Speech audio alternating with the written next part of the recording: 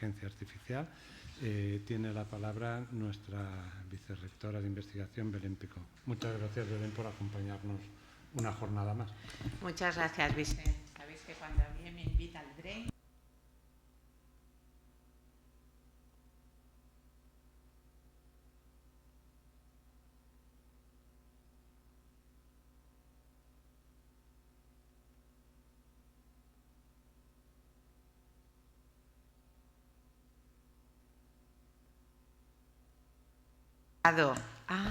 lo he apagado.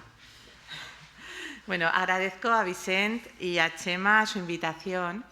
Y antes de abrir las jornadas me gustaría felicitaros a todos por vuestro trabajo y daros las gracias por vuestra contribución a que la UPV sea la mejor universidad tecnológica de España. Como seguro sabéis, el BRAIN, vuestro instituto, está en el top 5 de los institutos universitarios de la UPV, con más de 150 investigadores, 8 grupos de investigación y más de 200 proyectos realizados en vuestra historia. Y con casi 16 millones de euros de financiación captados en los últimos 4 años. Siendo que, como he comentado, somos la mejor universidad tecnológica de España, estás situados, la UPV, entre las 5 primeras en captación de fondos europeos y primera en número de patentes, estar como instituto en el top 5 de este ecosistema investigador e innovador es muy relevante. En la UPV somos líderes en múltiples campos tecnológicos y la inteligencia artificial es uno de nuestros ejes estratégicos, como no podría ser de otra forma. También lo es un eje estratégico a nivel internacional y nacional, y por ello ha sido necesario poner en marcha una estrategia nacional de inteligencia artificial, que en su primer eje de actuación pretende impulsar la investigación científica, el desarrollo tecnológico y la innovación en inteligencia artificial. Y eso es lo que hoy estáis haciendo aquí. La IA, vosotros lo sabéis mejor que nadie, está transformando de forma transversal la manera en que generamos y compartimos el conocimiento en áreas muy diversas. Ayer estaba revisando la convocatoria abierta de la Agencia Estatal de Investigación de ayudas en el ámbito de la inteligencia artificial en el marco del Plan Estatal de Investigación Científica, Técnica y Innovación 2024-2027, que seguro que todos los que estáis aquí conocéis muy bien porque estáis presentando proyectos. Y revisaba las prioridades temáticas. Y no solo se priorizan los desafíos teóricos necesarios para el desarrollo de la futura generación de IA, nuevos algoritmos, etcétera, sino también muchas de las múltiples y diversas aplicaciones que la IA tiene en nuestro día a día. Sistemas que transformen y aumenten las capacidades cognitivas del ser humano, sistemas de inteligencia artificial integrados en sistemas físicos que permitan optimizar procesos industriales, infraestructuras urbanas y en general todo tipo de servicio público. Aplicaciones concretas de la IA para abordar retos medioambientales, incluso el propio reto de la eficiencia energética de la aplicación de la IA, que sois conscientes de que es muy importante. Aplicaciones en tecnologías lingüísticas o en tecnologías cuánticas, que es otro ámbito también disruptivo y con gran potencial transformador. Y, por supuesto, avanzar en aspectos más sociales, como nuevas interfaces que hagan que esta tecnología sea más friendly, más accesible para el usuario de a pie, y el análisis del impacto social, ético o político que la aplicación de la inteligencia artificial está teniendo ya. El reto es muy importante, pero por eso estáis aquí vosotros, para ayudarnos con el mismo. El impacto que vuestra actividad tiene trasciende el sistema investigador español. Sois y convertís a la UPV en un centro de referencia en transición digital y tecnológica en Europa, y la calidad de la actividad no pasa desapercibida en las instituciones europeas. Hace un par de semanas tuve la oportunidad de recibir en su visita a la UPV a Jenna Virkkunen, la vicepresidenta ejecutiva de la Comisión Europea en Soberanía Tecnológica, Seguridad y Democracia, quien quiso venir a conocer vuestra trayectoria, la trayectoria y últimos avances en inteligencia artificial del Instituto BRAIN, y quien destacó la participación del BRAIN en la soberanía digital de Europa. Y sobre todo destacó el desarrollo, el compromiso que tenéis con el desarrollo de la inteligencia artificial acorde con valores y prioridades de la Unión Europea. Bueno, yo ya os he felicitado, no os entretengo más. Os deseo unas jornadas muy fructíferas y finalizo animándoos a seguir en esta línea de crecimiento y, por supuesto, poniéndome a vuestra disposición desde el Vicerrectorado de Investigación, así como todo el equipo directivo de la UPV, para ayudaros en lo necesario. Agradeceros a todos la presencia, por supuesto a todos los invitados y al conferenciante de lujo que tenemos hoy. Muchísimas gracias y ánimo con el día.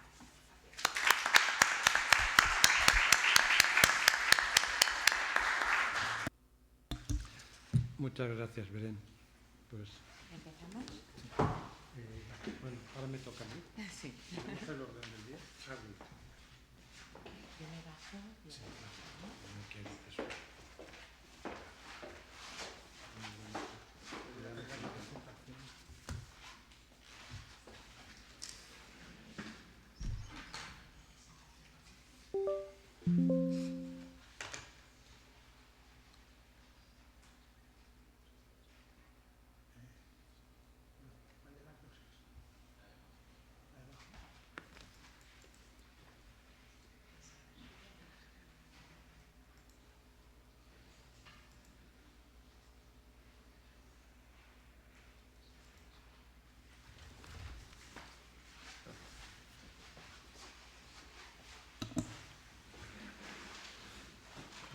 Reitero el agradecimiento, Belén, ¿no? Siempre estás aquí con nosotros. Bien, pues estas son las cuartas jornadas, ¿no? de nuestro instituto, un proyecto que bueno, se va consolidando, ¿no? Ya empezamos en el 19 como EPI y hemos ido evolucionando, ¿no? Y ahora ya, pues ya llevamos unos años como instituto universitario y es un proyecto que se está consolidando cada vez más. Pero tampoco tenemos que dormirnos, ¿eh? Nos queda mucho por hacer. Recordar que uno de nuestros objetivos es poder postularnos en algún momento a un reconocimiento María de Maeztu, Severo Ochoa. Lo que pasa es que aún no nos dan los años, no somos bastante viejos, ¿no? Aún para poder estar a esto, pero mientras tengamos, hasta que alcancemos la edad, ¿no? Tenemos que ir trabajando, ¿no? Para ir sumando méritos que nos faciliten tener este reconocimiento. Creo que posiblemente en el 26 o 27, ¿no? ya tendremos la mayoría de edad para poder optar a este reconocimiento. Pero vamos haciendo cosas, ¿no? Y esto es lo que os quiero mostrar, ¿no? Actualmente, ¿no? Pues somos esto, porque las 181 personas que constituyen BRAIN es el capital que tenemos, ¿no? La distribución por distintas categorías es la que podéis ver aquí. Tenemos mucho personal contratado porque estamos consiguiendo muchos recursos. Y bueno, tenemos una plantilla, ¿no?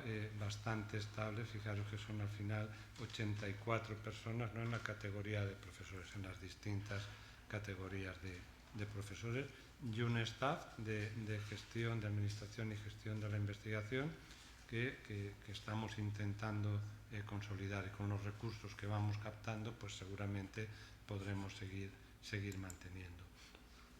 Esto es lo que somos, ¿no? Es decir, en broma, aunque empezamos en el 19, la mayoría de grupos, algunos más que otros simplemente por un tema de edad, llevamos muchos años trabajando en IA, ¿vale? Estos son los 8 grupos que actualmente constituyen BRAIN. Estamos estructurados, ¿no? en este tipo de organización de grupos de investigación, donde cada uno tiene también su autonomía, pero que todos juntos sumamos, y cada vez estamos consiguiendo que hayan más interacciones entre los distintos grupos. Yo creo que esto cuesta, pero vamos avanzando. Tenemos más de 200 proyectos, ¿no? de I+D, la mayor parte de ellos competitivos, pero también tenemos muchos de transferencia tecnológica. Y aquí tenéis una muestra, no de todas, pero de algunas de las más recientes, las empresas con las que estamos colaborando y a las que estamos transfiriendo tecnología. Esta es nuestra financiación, ¿vale? Repartida por por distintos tipos de financiadores, principalmente de la EI, ¿no? Recibimos la mayor parte de financiación en proyectos competitivos, también de la Generalitat Valenciana, y distintas variedades de proyectos.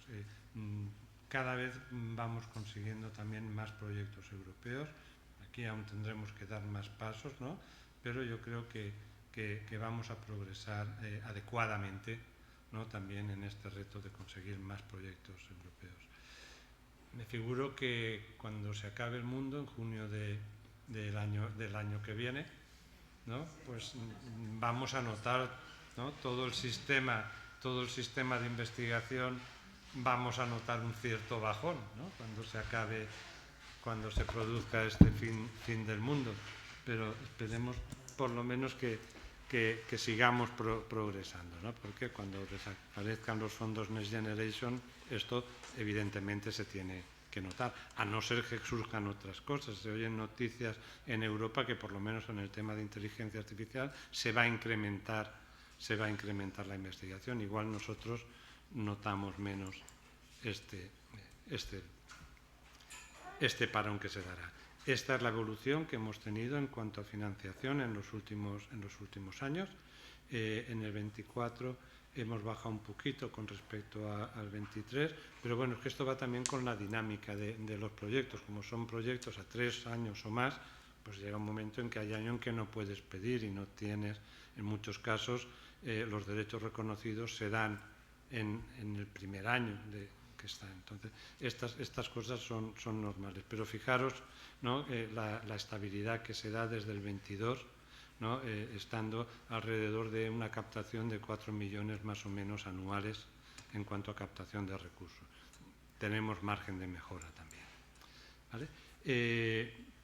En cuanto a actividades, ¿no? y méritos científicos que tenemos recogidos, pues esto es lo que podemos ver, ¿no? Esta es la fuente SENIA del 25. Y esto es la producción científica del año 24 solamente, ¿no? Lo que tenemos.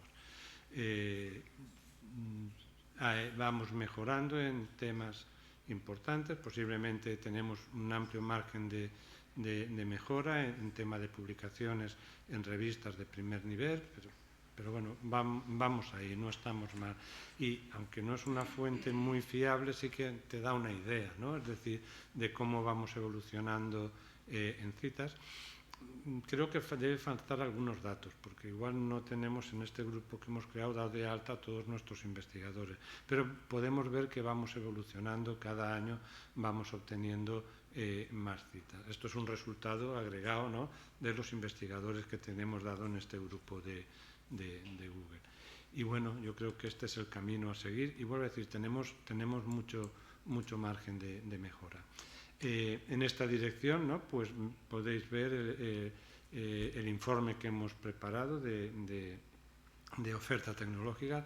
Luego en la charla de Lucía pues concretarán más este tipo de un caso concreto de éxito, ¿no? de esta oferta tecnológica, pero bueno, aquí tenéis, ¿no? la relación de proyectos que podéis consultar aquí, y en este informe donde se recoge nuestro catálogo, ¿no? de oferta tecnológica. Pertenecemos a distintas redes, ¿no? como, bueno, Taylor ya ha acabado el proyecto, pero nos quedan, digamos, ahí contactos, networking que hemos hecho en este proyecto.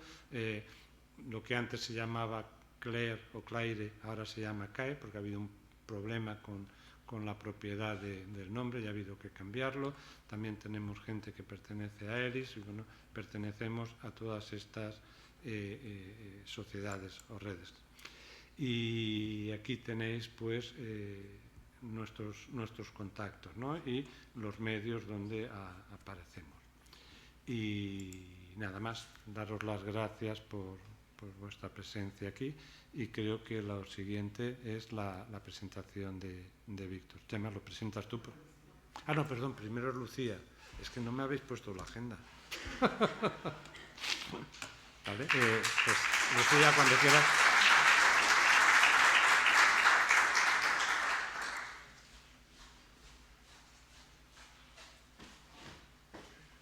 ¿Es este el tuyo? No, es que está en escritorio, está en pendrive.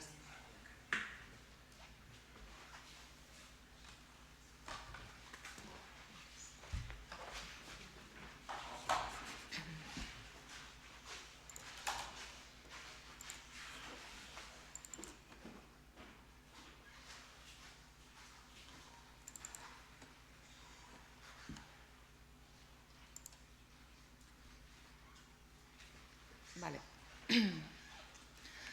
Buenos días a todos, soy Lucia Bernat, soy agente de innovación de I+D+I, pertenezco al grupo de gestión de I+D+I de Brain, para los que no me conozcáis.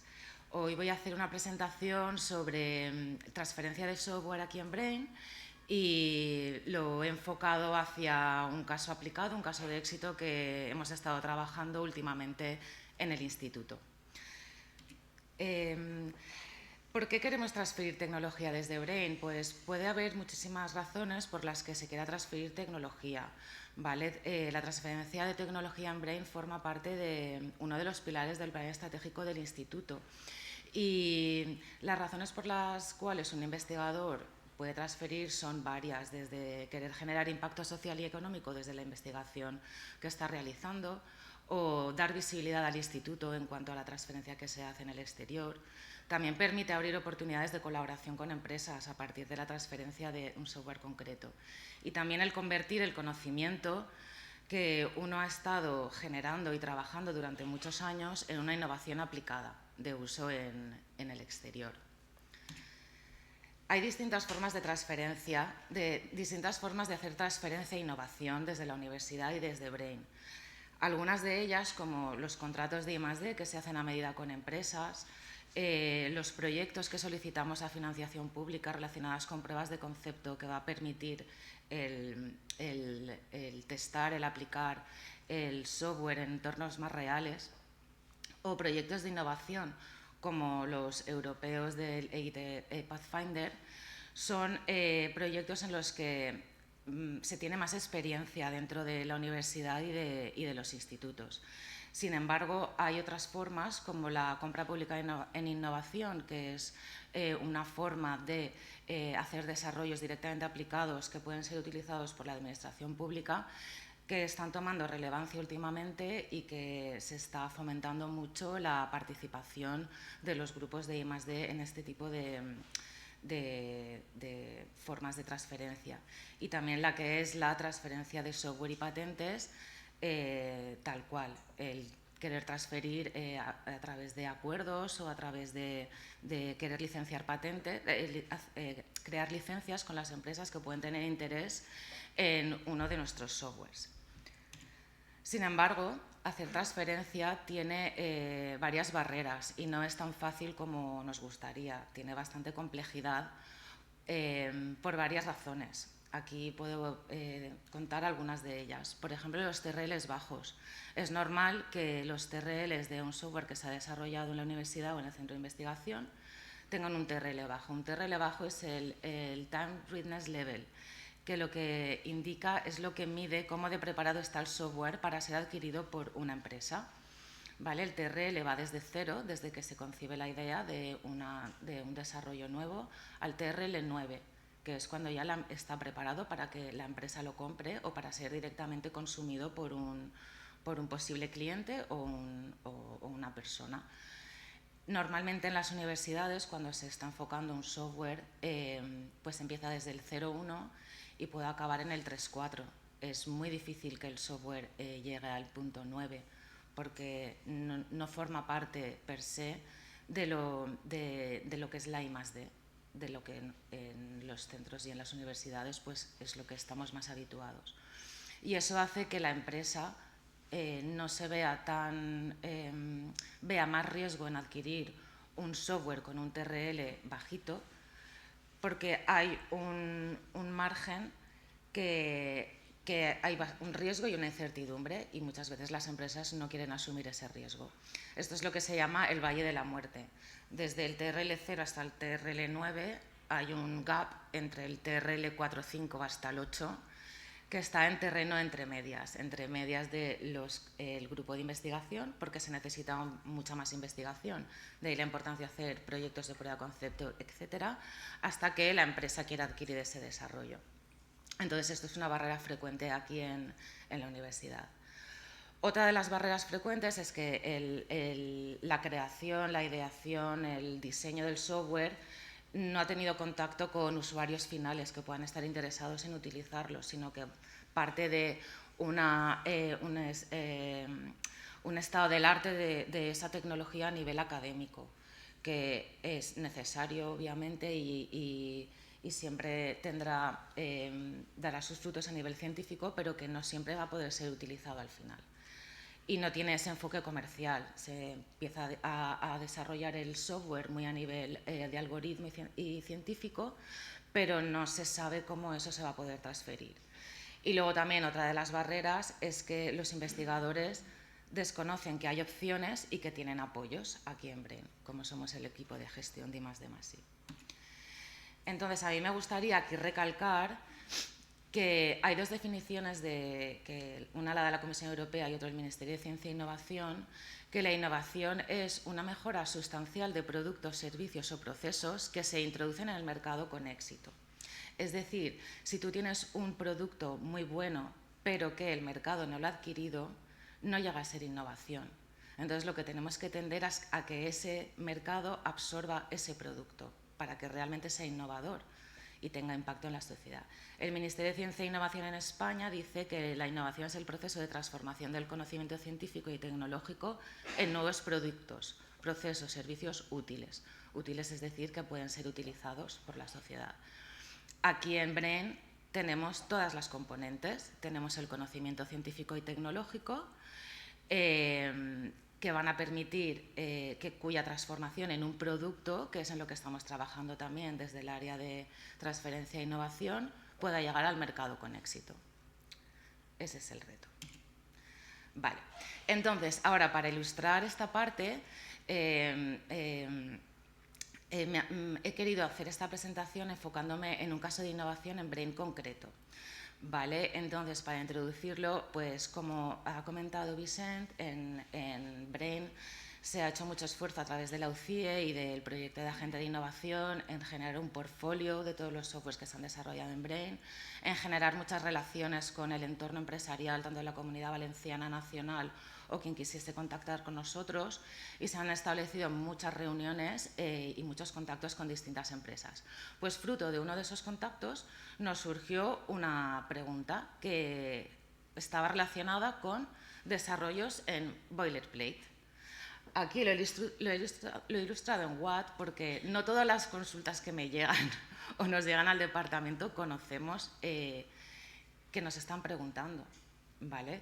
Entonces, este fue uno de los casos. Yo concretamente no sabía que se referían con boilerplate, pero no por ello pues más retador todavía. Vamos a ver quién hay en Brain que pueda estar trabajando en esto, si es que hay alguien, y vamos a poder ver en qué situación tenemos, qué software tenemos y cómo lo podemos abordar.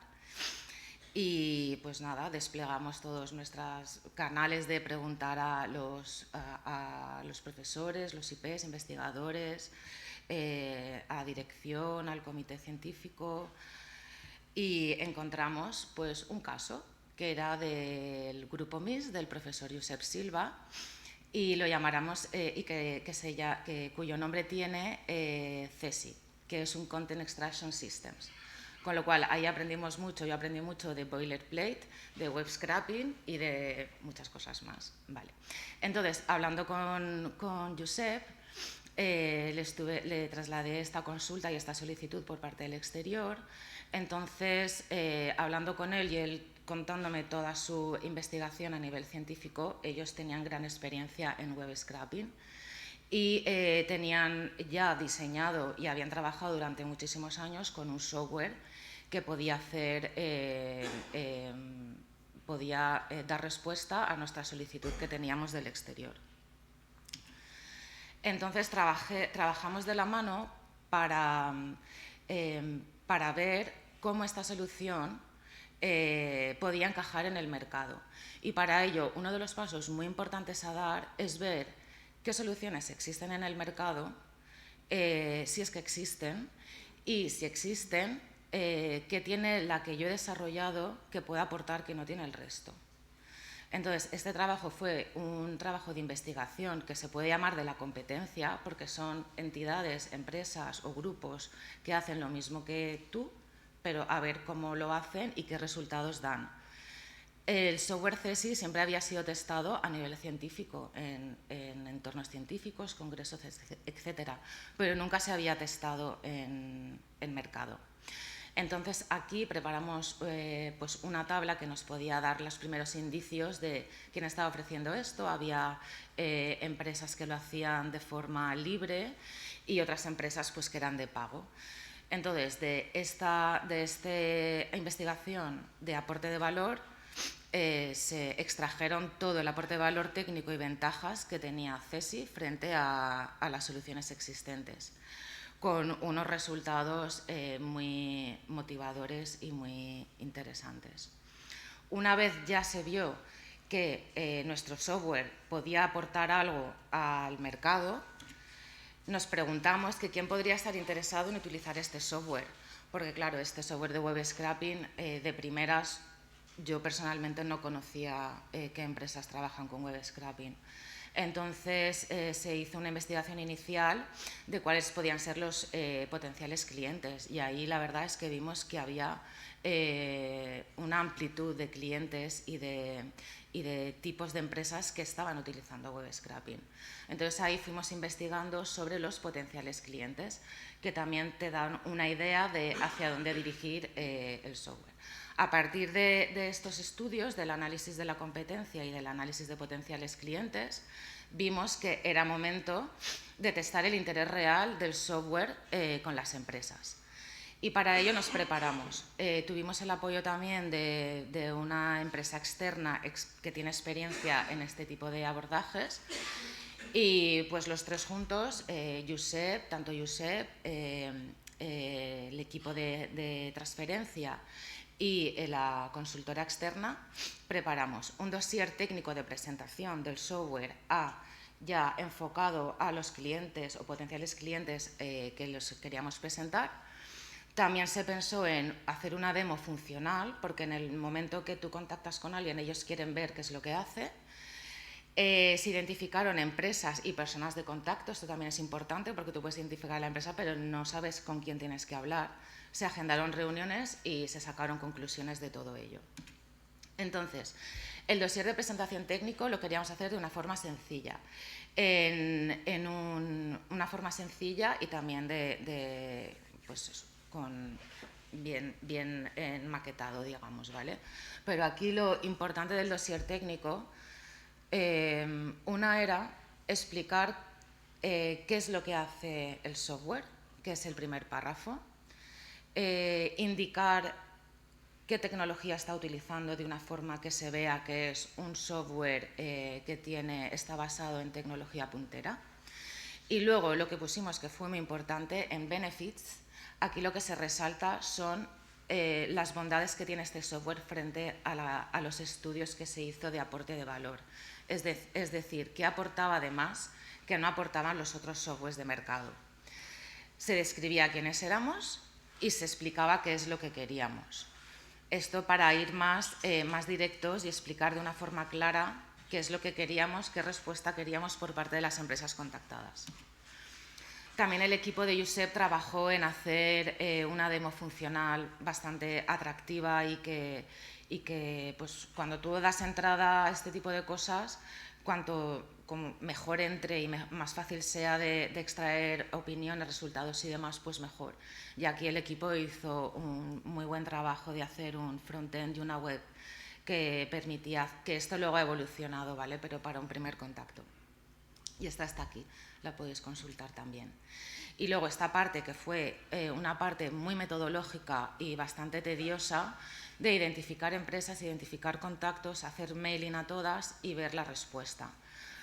En este caso se identificaron 28 empresas de distintas áreas y a todas ellas se les hizo un mailing con el dossier de presentación del software, poniendo personas de contacto, qué es lo que queríamos Y de normal nos dicen que este tipo estamos validando en mercado, ¿vale? De normal no suele ser muy exitoso, digamos, no responden las 28, no responden, ¿vale? El porcentaje de éxito es bastante bajo, pero en nuestro caso sí que había mucho interés y eso también te hace ver que este software puede tener impacto en el mercado. Y aquí es hojas de Excel de seguimiento de a quién contactas, cómo.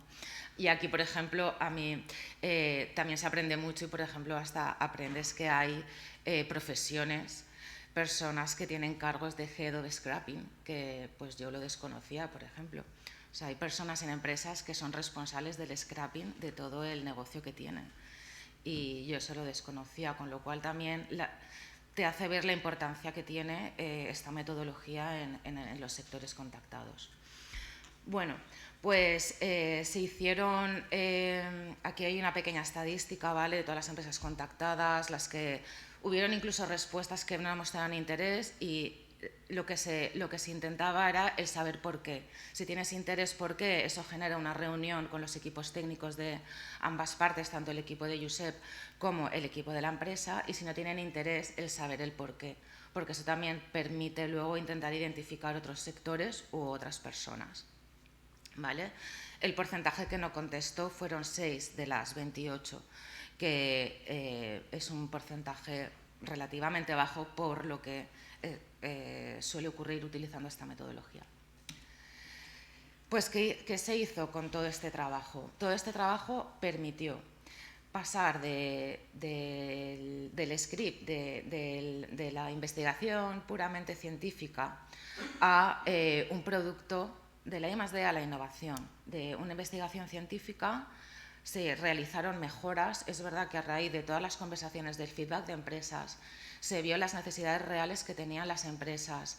El equipo decidió a cuáles de ellas podría ser objeto de investigación y podían tener un aporte, con lo cual se están dirigiendo investigaciones hacia temas o hacia resultados que tienen interés por parte de las empresas.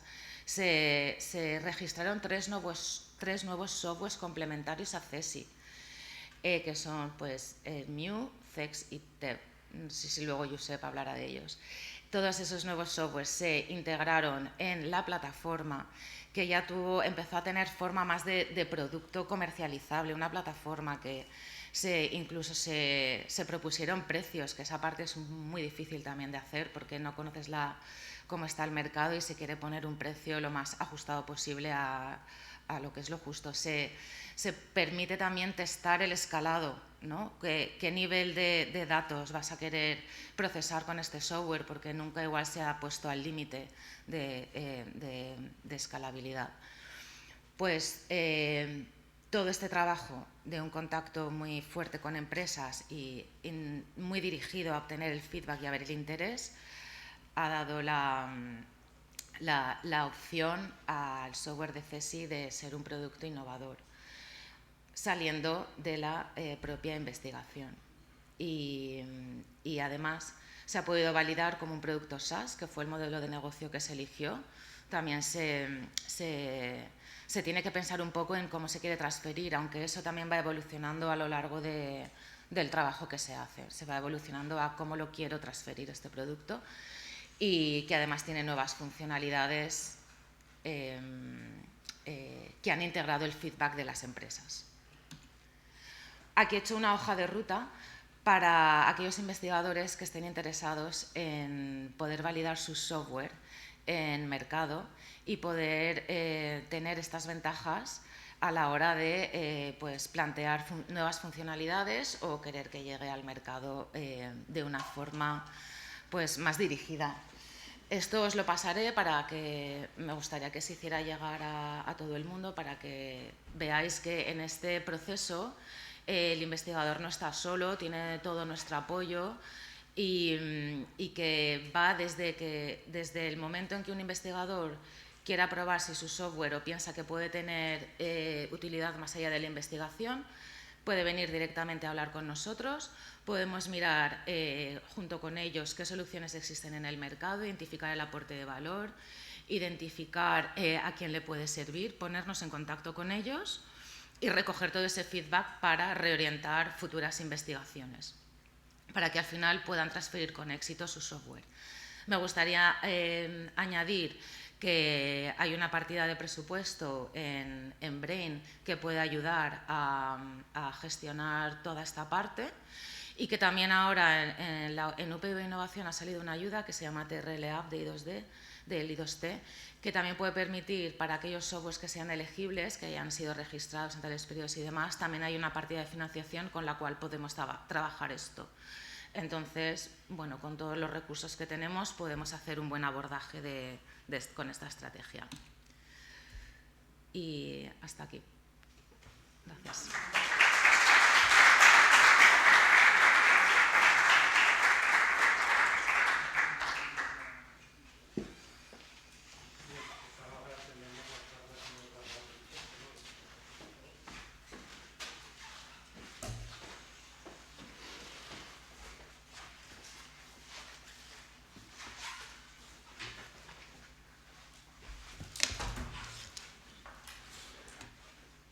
Bueno, muchas gracias, Lucía.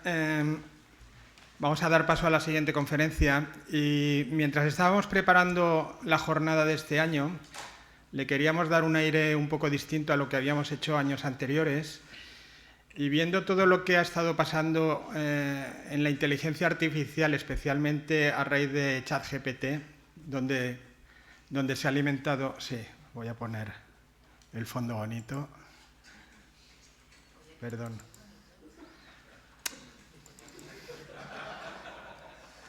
He dicho el fondo, lo tuyo es más que fondo.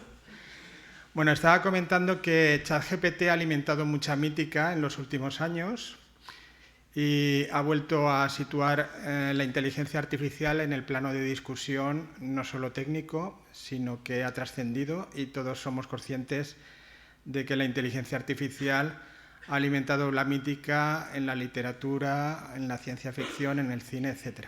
Entonces, bueno, se nos ocurrió que sería muy interesante postular una conferencia donde se hablase del aspecto filosófico de la inteligencia artificial. Y para ello contamos hoy con un conferenciante de excepción, que es el profesor Víctor Gómez Pin, que es filósofo. Voy a tener que ser breve, pero podríamos estar ahí mucho tiempo hablando de toda la trayectoria de Víctor. Él estudió en la Sorbona, donde obtuvo doctorado. Actualmente es catedrático emérito de la Universidad Autónoma de Barcelona y ha escrito multitud de libros, ensayos, coordina el Congreso Internacional de Ontología, que es un congreso que está financiado por UNESCO desde hace más de 30 años, y ha sido premiado, pues, entre otros, por el premio Anagrama y el premio Espasa de ensayo. El premio Espasa lo obtuvo en 2006, donde ya hablaba de la singularidad humana en un libro que se denomina Entre lobos y autómatas, y precisamente el foco de su charla va a ser eso, hacer una distinción exacta de cuál es la singularidad humana con respecto a la inteligencia artificial general y la singularidad de la que se está hablando mucho en los últimos tiempos. Además, es un tema que Víctor está tratando en su último libro, que ha sido publicado hace muy poco tiempo, este año, que es El ser que cuenta. Y bueno, yo creo que nos va a dar un enfoque distinto e inspirador para muchos aspectos de todos los que nos dedicamos a la inteligencia artificial. Y yo, por mi parte, me voy a callar, que es lo mejor que puedo hacer en este momento, para darle la palabra a Víctor. O si quieres, a ti. Vale. Bien, pues, ¿se oye? Buenos días, muchísimas gracias por su presencia y, desde luego, por haberme invitado. Yo soy... La palabra filósofo es un poquitín subida de tono. Filósofos ha habido muy pocos en la historia. Soy profesor de filosofía, eso sí. Entonces, bueno, creo que es un honor tocar un tema filosófico delante de un público, una audiencia científica. Yo voy a intentar defender una posición a partir de la filosofía, una visión, una perspectiva. La filosofía no es una ciencia, ni falta que hace, Si la filosofía fuera una ciencia, este sería el departamento de filosofía, sería uno más entre los departamentos de la Facultad de Ciencias. Nunca se ha concebido así, desde la formación de la Universidad de Berlín, que es un poco el modelo de las universidades tal como las entendemos. Kant definía que el departamento de filosofía debía ser administrativamente un departamento entre otros, pero sin embargo toda la universidad. ¿Qué quería decir con eso? Pues simplemente que era un lugar donde habían de plantearse cuestiones que estuvieran en la intersección de todo aquello que interesaba a la razón. Obviamente en estos momentos, como ha dicho Chema, la cuestión que ustedes tratan, el problema de la llamada inteligencia artificial, inteligencia es, pero hay que saber lo que es inteligencia, es fundamental. Bien, como yo voy a hacer de alguna manera un discurso relativamente humanista, en este sentido trivial, que voy a reivindicar un poco la singularidad del ser humano, voy a empezar por dos citas. Es muy curioso porque si hubiera tiempo, les hubiera puesto un pequeño ejercicio de ver quién, la primera, a ver quién es el científico y quién es el poeta. Empiezo por la primera. Nos hemos apercibido de que allí donde la ciencia ha alcanzado mayores progresos, por ejemplo, la mente no ha hecho sino recuperar de la naturaleza aquello que la propia mente había depositado en ella. Habíamos encontrado una extraña huella en la ribera del mundo desconocido y habíamos avanzado una tras otra profundas teorías que dieran cuenta del origen de esta huella. Finalmente, hemos logrado reconstruir la criatura que había dejado tal huella. Y, sorpresa, se trataba de nosotros mismos. Estas líneas son ni más ni menos que de Arthur Eddington, escritas hace un siglo, y no ha cambiado las razones por las cuales Arthur Eddington las escribía. Y las escribe tras la conmoción que supuso la física cuántica. Simplemente conmoción, una. Pues la ciencia como proyecto de dar cuenta de la naturaleza exige una sumisión rigurosa a ciertos principios que ahora no se trata aquí de repetir, que han sido respetados desde Aristóteles hasta Einstein. Sin embargo, ciertos fenómenos parecían no responder a alguno de tales principios. Por ejemplo, lo que se llama la no localidad.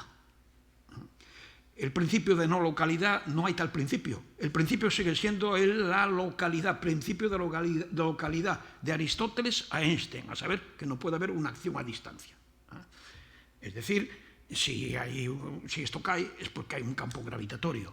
Bien, otros principios, simplemente recordarles que esto que es tan trivial, que si nosotros hacemos, se acababa 20 años atrás, se acababa la relatividad restringida acababa de dar cuenta del efecto fotoeléctrico. ¿Pero al precio de qué? Si tú estás en un laboratorio y te interesa el efecto fotoeléctrico, proyectas luz sobre una pantalla metálica y resulta que salen electrones. Entonces, para que esto se explique, como saben ustedes bien, es necesario tener una concepción corpuscular de la luz. La luz está hecha de fotones. Yo os digo, en el laboratorio si me interesa el efecto fotoeléctrico. Ahora estoy en el laboratorio y ya no me interesa el efecto fotoeléctrico. Me interesa el llamado experimento de Young con las dos rendijas. Resulta que para que eso funcione, lo que constato es que la luz no es un conjunto de partículas, sino un continuo ondulatorio. Es importante esto. Yo estoy en un laboratorio y a mí me interesa el efecto fotoeléctrico y entonces constato que la luz es un conjunto de partículas. Ahora me interesa el experimento de Young y constato que la luz es un continuo ondulatorio. No se puede ser un continuo ondulatorio y un conjunto de partículas a la vez. Entonces la pregunta es elemental. ¿Y qué es la luz cuando no hay a nadie que le interesa nada? Cuando no hay observador. ¿Tiene sentido esta pregunta? ¿Tiene siquiera sentido? En 1927 en Solvay, dentro de 2 años, ahí estaban todos los grandes de la física, los grandes, Bohr, Einstein, Schrödinger, etcétera, todos confrontados a este problema que es el problema del realismo. Tiene sentido preguntarse si hay luz en sí. Porque yo he dicho, a mí me interesa el efecto fotoeléctrico, y si a ti no te interesa nada, si no hay nadie que le interese, nada de la luz. ¿Se comporta como un continuo ondulatorio o se comporta como un conjunto? Pues bien, había otro, que es mucho más brutal, el problema de la no localidad. Es decir, hace 4 años o 3 años se le da el premio Nobel compartido a Alain Aspect y a Anton Zeilinger por el descubrimiento inevitable de que la localidad no es un principio universal de la naturaleza. Esto sigue sin resolverse. Yo hice una entrevista publicada en Estados Unidos al propio Aspect, que participa en este congreso que Chema acaba de aludir, y en la cual él prácticamente dice que esto no tiene absolutamente ninguna, que no hay manera de explicar la no localidad, se constata. De hecho, se dice principio de localidad y se añade un no, porque la localidad es lo único que entendemos, lo único inteligible es la localidad. Si tú quieres hacer, por muy idénticos que sean dos gemelos, si uno está aquí y el otro está en China, se le da una bofetada a este, no la experimenta los efectos aquel que está en China. Pues bien, los dos gemelos en el laboratorio de Alain Aspect, los dos fotones gemelos, le das una bofetada a este, por así decirlo, y se traduce el efecto en el otro cuando están separados espacialmente. Esto no hay quien lo explique. Se puede ganar el premio Nobel de Física sin plantearte en este problema. Pero una vez que lo has ganado, a lo mejor te planteas este problema. Lo que hicieron todos los grandes de la física en 27, en Solvay, fue reunirse para ello. Bien, esto es un preámbulo. Es muy curioso porque un profesor británico de física, C.J. Isham, hace ya 25 años, supo vincular estas líneas que les acabo de citar. Es un texto para alumnos, es un manual. Un manual que se llama Lecture on Quantum Theory. Supo vincular este texto que yo les he citado, no soy yo el que lo ha vinculado, él, un profesor de física, este texto de Eddington, a las siguientes líneas del Hacedor de Jorge Luis Borges. ¿Recuerdan el texto que le he leído? El de Eddington. Pues bien, este dice, un hombre se propone la tarea de dibujar el mundo. A lo largo de los años puebla un espacio con imágenes de provincias, de reinos, de montañas, de bahías, de naves, de peces, de habitaciones, de instrumentos, de astros, de caballos y de personas. Poco antes de morir, descubre que ese paciente laberinto de líneas trazaba la imagen de sí mismo. Son dos textos prácticamente idénticos, el uno de un gran científico y el otro de un gran poeta. Piensen ustedes una cosa, que Eddington, hasta el momento que escribe esto, en un texto publicado en Cambridge University Press en 1920, es uno de los defensores del realismo einsteiniano. Y es, dijéramos, la subversión que produce la teoría cuántica la que le hace plantearse este problema de la subjetividad y de la irreductibilidad del ser humano. Bien, hasta ahora lo que quiero decir es que hay tesis, no solo entre filósofos, sino entre científicos, que refuerzan el papel de la singularidad humana y el peso de su papel en el cosmos. Bien, esto fue cuestionado hace 30 años, estaba de moda hablar de si había o no singularidad humana, pero en relación al orden animal, por el hecho de que evidentemente era muy importante que el ADN mostraba la gran homología genética que había entre nosotros y otros animales. Entonces, como aquel dice, tenemos homología genética no solo con el chimpancé o el bonobo, sino también con el ratoncillo vulgar. Y, sin embargo, nosotros ratones no somos. Es decir, que la pequeña diferencia cuantitativa que haya marca enormes diferencias cualitativas. Pues bien, esto se discutió mucho entonces. Yo tuve ocasión personalmente de colaborar entonces en discusiones, me refiero, con el genetista valenciano, que trabaja en Valencia, Andrés Moya, y con su director de tesis, que era entonces, el que había sido su director de tesis en California, que era Francisco Ayala. Resulta que han pasado 30 años y en estos momentos, como acaba de decir Chema, este mismo asunto a nivel popular, por así decirlo, a nivel de la prensa, etcétera, se está planteando con respecto a la disciplina que ustedes trabajan. Este es el asunto. Yo le cuento simplemente, bueno, hago un resumen que para ustedes es trivial, pero no para nosotros. Ya hubo pasmo, la cosa fue un progreso, pasmo en las décadas finales del pasado siglo, cuando entes maquinales se mostraron simplemente aptos a reconocer dígitos. Esto a ustedes a lo mejor le parece una trivialidad, pero bueno, esto es un asunto que te deja pasmado, ¿eh? El asunto. Mayor estupor todavía cuando te empezaron a contar, tú que no eras del gremio, que se revelaban estos entes maquinales capaces de catalogar con cierta acuidad aspectos del rostro, una nariz, una boca o un rostro por entero, distinguiendo si es el de un animal o de una persona. Todo esto sonaba ciencia ficción para los que éramos legos, obviamente. Y aunque se reconoce que el asunto es complejo, y aquí es donde yo quiero ir al menos al final de esta charla, se empezaba a estimar que el problema de la traducción, literatura incluida, es importante que literatura incluida, porque la traducción, sí, pero traducir literatura, traducir la piedra es una espalda para llevar al tiempo, eso es otro rollo,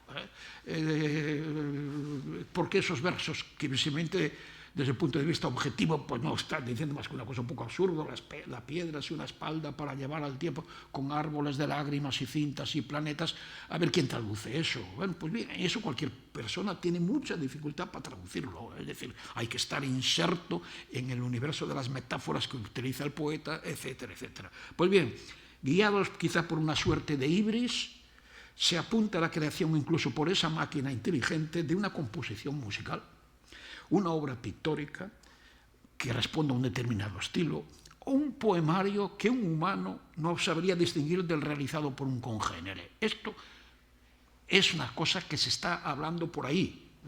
Incluso, como pasa muy a menudo, la ciencia tiene a menudo estas consecuencias, que llega en forma desvirtuada, de tal manera que, por ejemplo, cuando yo leo a veces en un periódico importantísimos noticias en primera página relativas a la inteligencia artificial, que después resulta que ustedes como profesionales, como trabajadores de esta disciplina, pues a lo mejor dices, te está exagerando un poquito el periodista, pero esa exageración es la que nos llega a la comunidad de ciudadanos, obviamente, eso tiene su peso. Así, partiendo de la extensión de derechos, los derechos que se reivindicaban de bienestar animal y tal, y hay países donde se ha partido los derechos de robots, etcétera, etcétera. Hay intersección entre los logros de la genética y los de la inteligencia artificial. Voy a aludir simplemente que el célebre caso voy a aludir y hacer alguna reflexión. Yo soy de formación francesa, y sigo teniendo contacto con París, y una institución parisina donde yo trabajo en la biblioteca, que es l'École Normale. Bien, un día, en junio de 2021, un poco después, yo estaba en la biblioteca trabajando, el diario Le Monde sale por la tarde, alguien ha ido a comprar Le Monde para distraerse un rato y veo en la primera página de Le Monde diciendo una prueba irrefutable de que la inteligencia artificial ha homologado o ha superado la inteligencia. ¿Qué era? Era el célebre caso AlphaFold 2, que acababa de ser publicado en Nature. AlphaFold.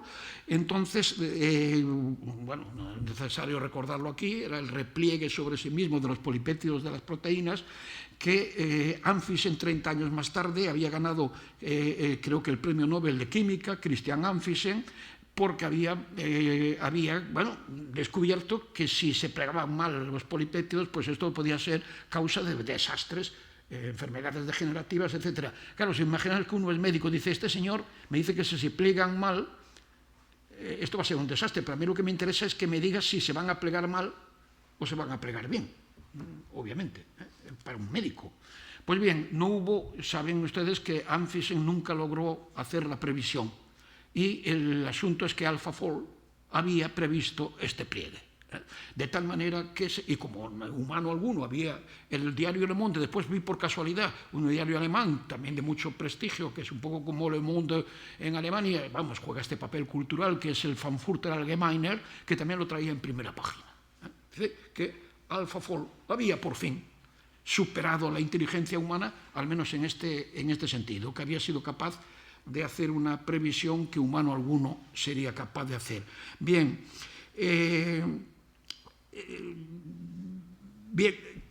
se pregunta, esto que nos ha llegado a muchos, y le puedo asegurar que los que no se dedican a su profesión muchas veces me lo afirman, dicen, es que esto está ya demostrado, que hay máquinas, hay, bueno, por llamarlo así, hay algoritmos que han conseguido hacer cosas que nosotros no hacemos bien.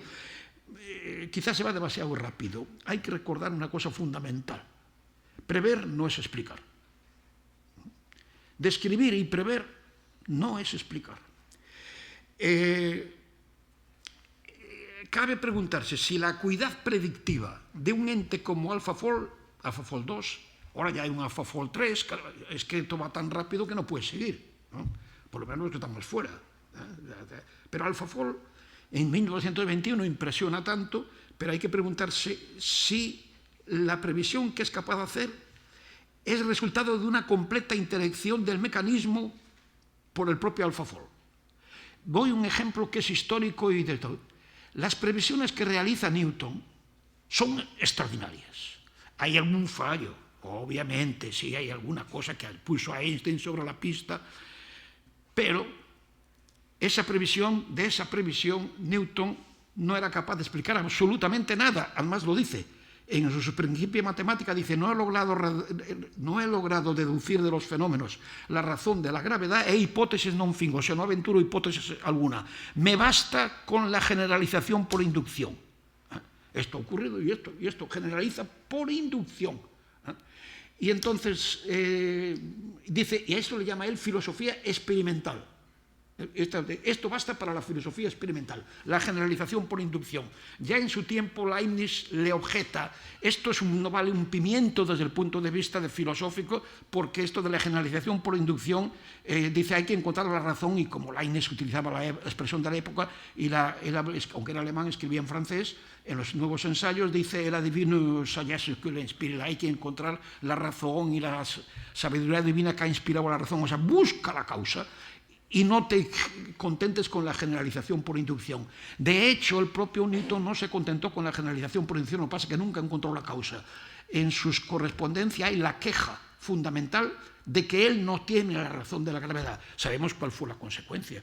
Eso hace que Einstein, gracias a que antes había habido las geometrías no euclidianas, puede proceder a una concepción de la gravitación que es perfectamente inteligible. Ahora sí sabemos la causa.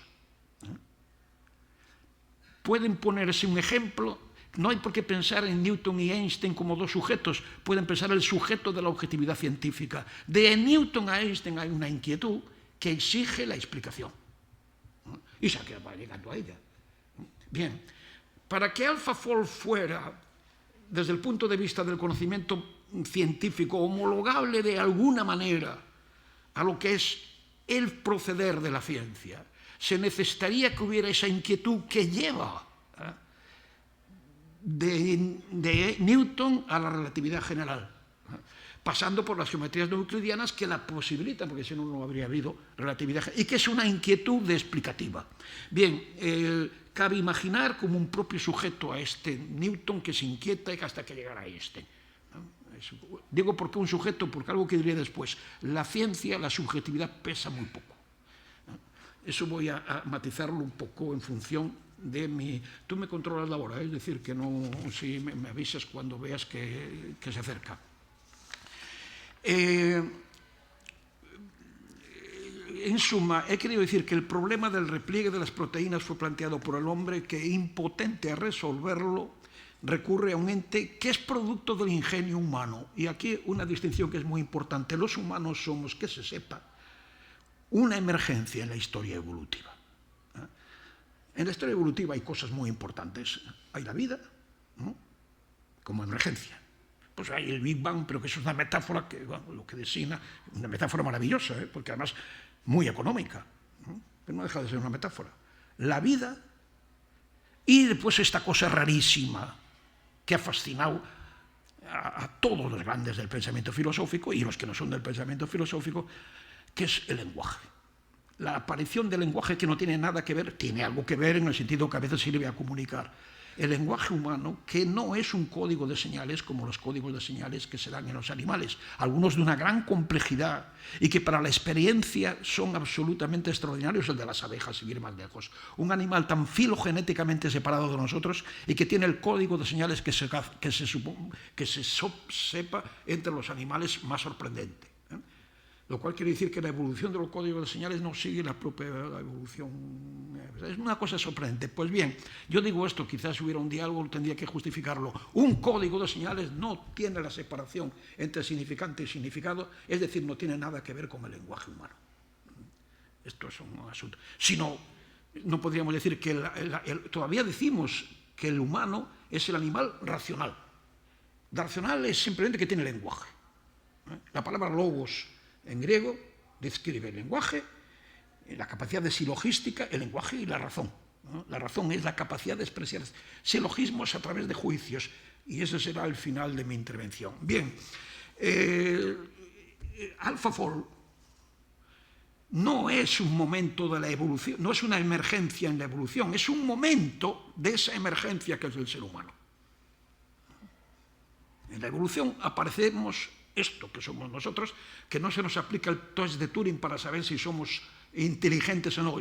Alguien que entre aquí verá que están ustedes aquí, estoy yo aquí hablando, y desde luego dirá, pues esto que dice el señor este es una tontería. Eso es porque presupone que soy inteligente. No hace el test de Turing para saber si soy inteligente. Da por supuesto que todos los que estamos aquí somos inteligentes, y por eso podemos ser estúpidos, que es una modalidad de la inteligencia, es decir, una aplicación. Podemos ser canallas, que es una modalidad de la inteligencia moral. Canallas son buenas personas. Podemos tener un mal gusto extraordinario o un gusto magnífico, que es una modalidad de la inteligencia ética, estética. Eso se da por supuesto.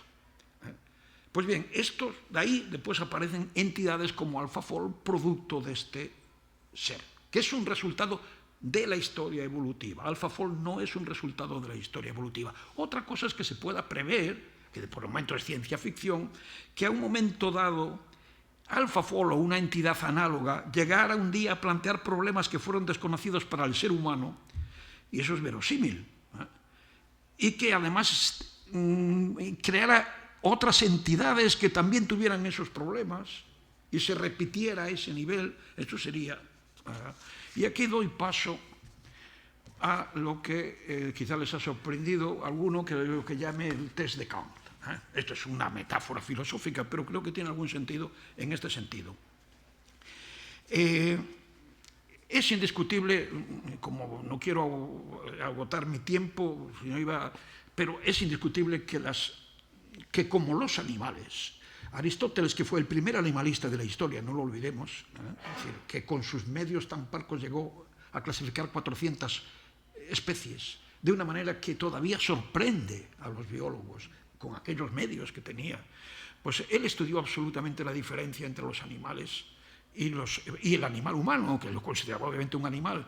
Entonces, después de decir todo lo que teníamos en común, acaba y dice, pero nosotros tenemos la técnica y logismois, técnica y capacidad silogística. Esto es lo que separa. La imaginación se la atribuye a los animales. La imaginación, es decir, la capacidad de percibir, de prever una situación que no se da. Es decir, en cambio dice, lo que no tienen es técnica, kailogismo es. Lo que sí que tienen los animales, dice Aristóteles, es experiencia. Y para la vida la experiencia es lo que vale.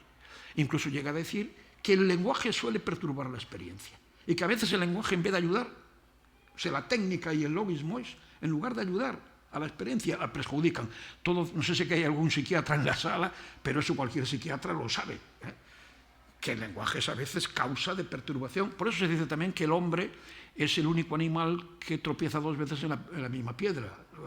Eso no le suele pasar a los animales. La experiencia, Aristóteles lo describe, el 70% de la obra de Aristóteles es biología.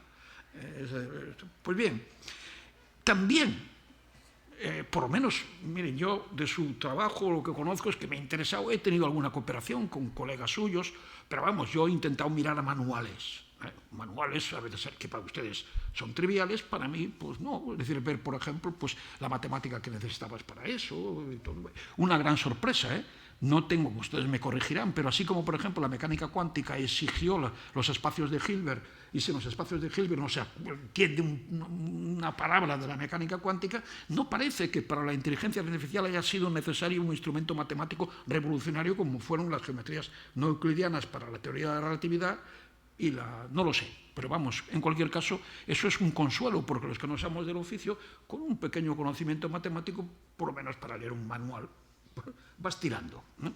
A mí me da la impresión de que efectivamente Aristóteles se quedaría absolutamente impresionado por la capacidad para la experiencia que ponen de relieve los algoritmos, la capacidad de corregir error, de todo esto, tal, y además con cálculos elementales, cálculo diferencial, eso que llaman pues, corregir hacia atrás, y todo este asunto. Bien, claro, si además de tener experiencia, el hombre siempre se ha preocupado muchísimo toda su vida por tener una clave de sí mismo.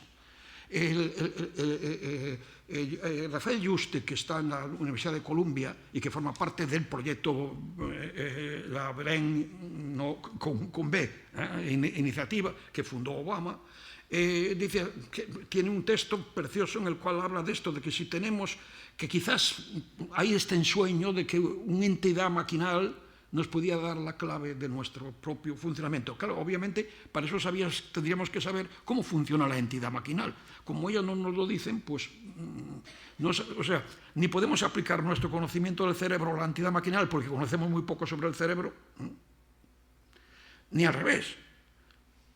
Porque, por ejemplo, no sé, ustedes me corregirán, AlphaFold 2 hace previsión, pero no tenemos gran idea de cómo hace la previsión.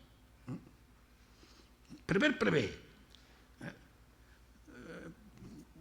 Por lo consiguiente, bien, en el ser humano la capacidad técnica, la techné, se tradujo en ciencia.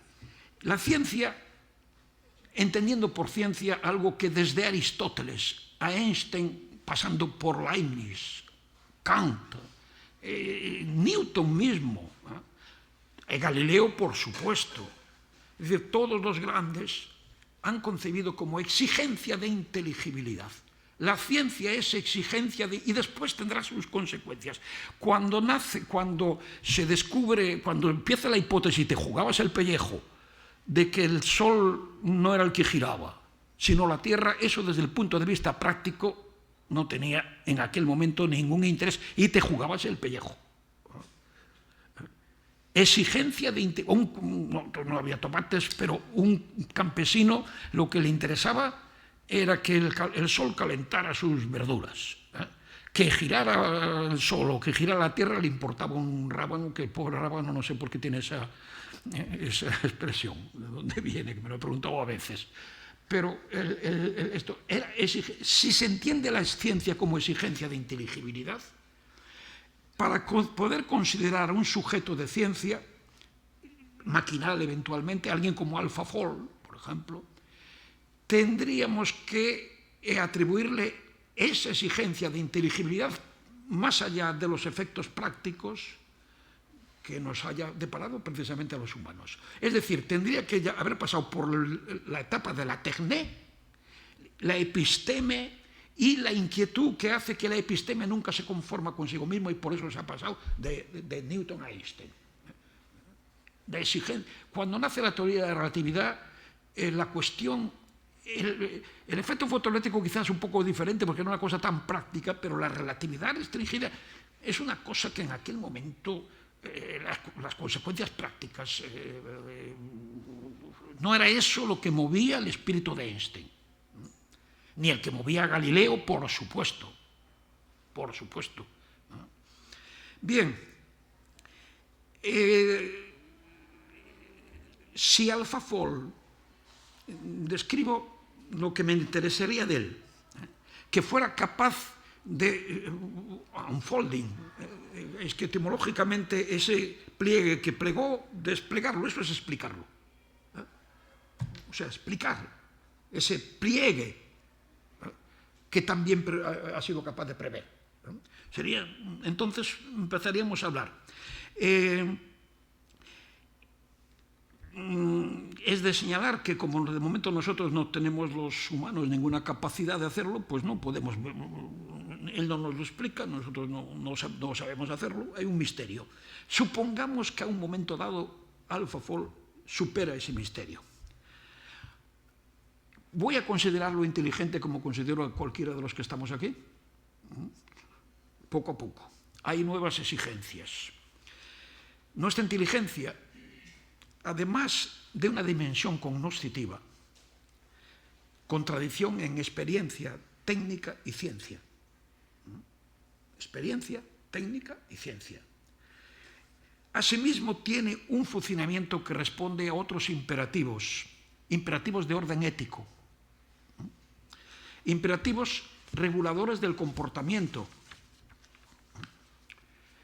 Es cierto que la moralidad es también atribuida por ciertos filósofos, autores a veces relevantes, a animales.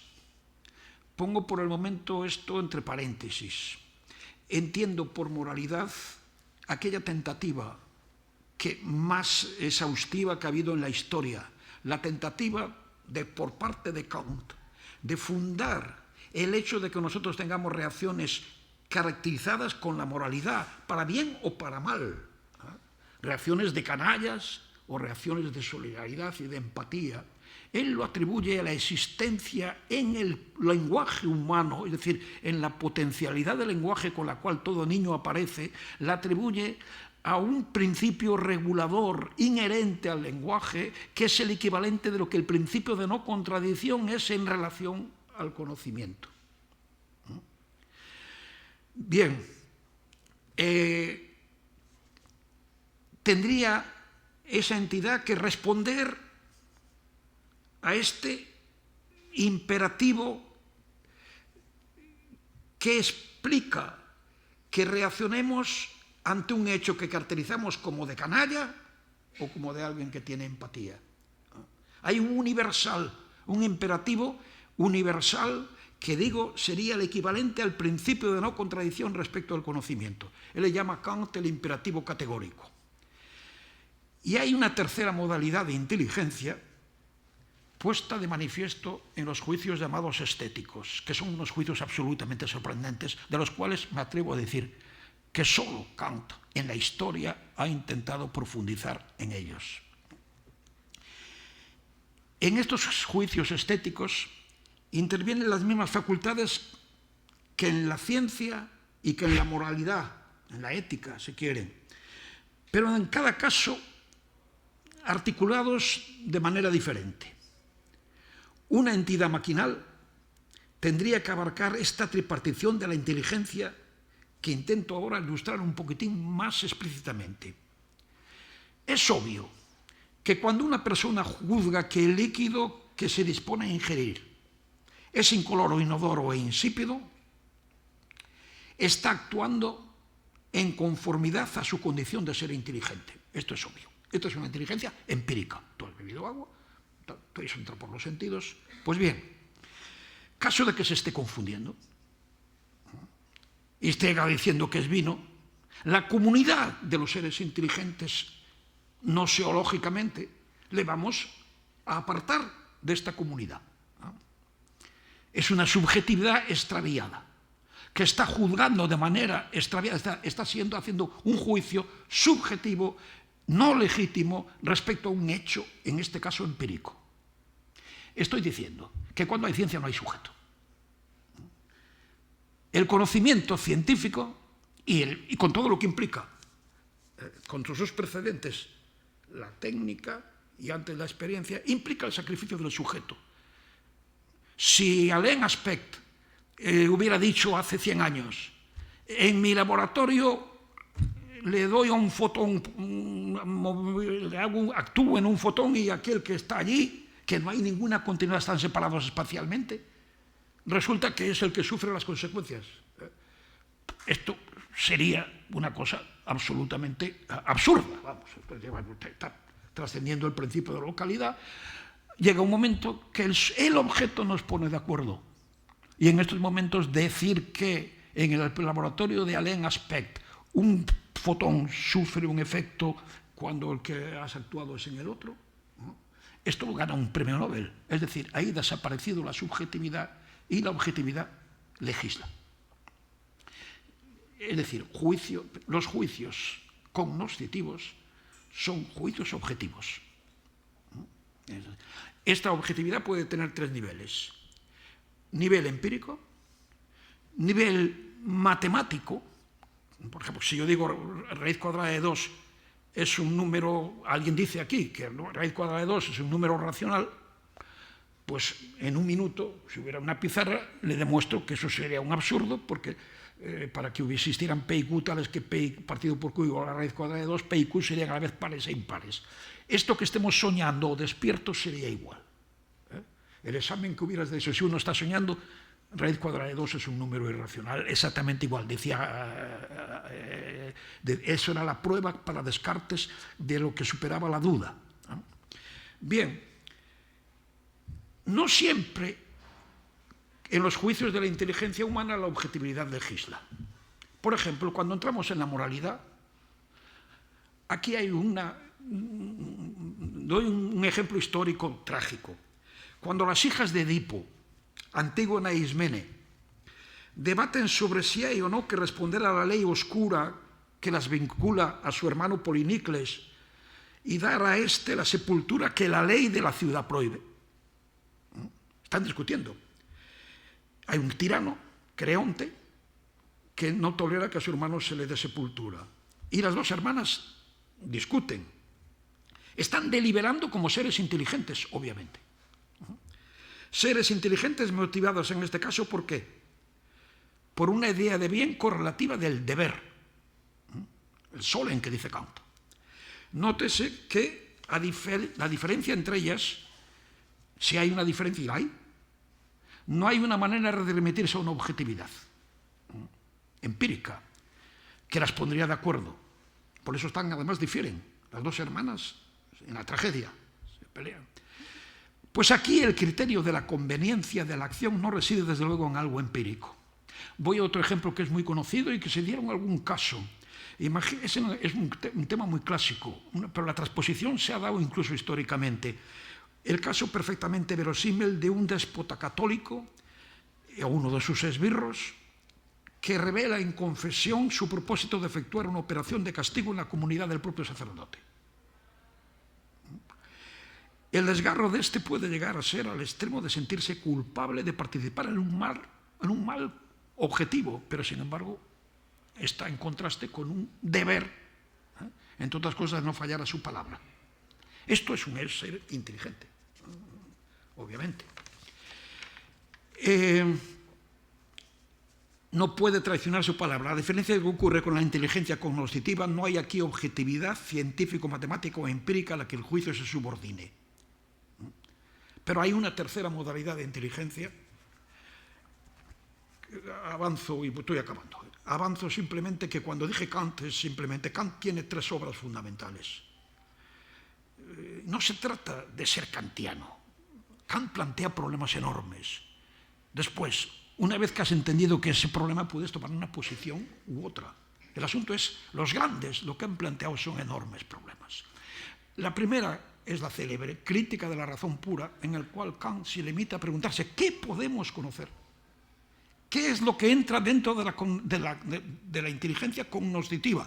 Y su primera sorpresa es la matemática. Dice, ¿cómo es posible la matemática? Fíjense ustedes que la matemática da cuenta del mundo no ya desde Newton y Galileo, es que los primeros fueron los pitagóricos, ¿no? Que ya intentaron con la matemática dar cuenta de la naturaleza. Entonces Kant está fascinado por esto. Dice, sí, ¿qué es el juicio matemático? Y esto lo pone como base de lo cual permitiría después la física pura. En cualquier caso, las respuestas que dé o no son menos importantes que la enormidad del problema.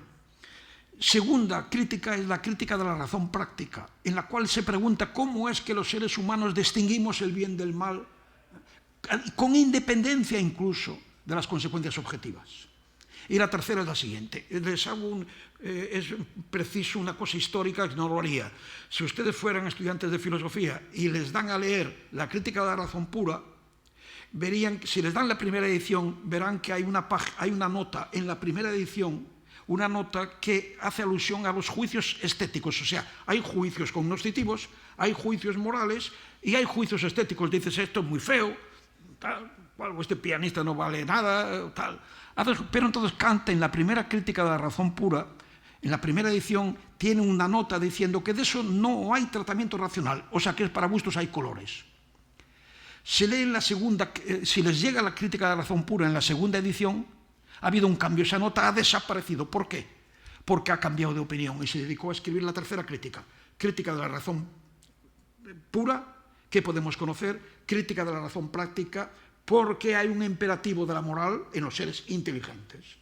Un imperativo categórico que puedes traicionar, precisamente porque lo hay.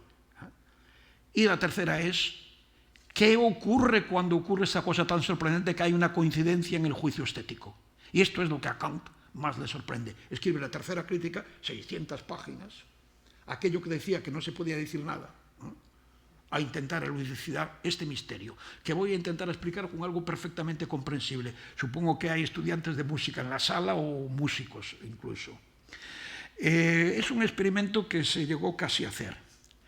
Imagínense dos pianistas virtuosos, pero virtuosos tales que pueden llevar, este es un experimento mental, virtuosos tales que fueran hasta los constructores del piano, luego afinación, que fueran virtuosos en el sentido cognoscitivo, habían hecho el piano, eran perfectos los dos, magníficos, y el público es un público de colegas.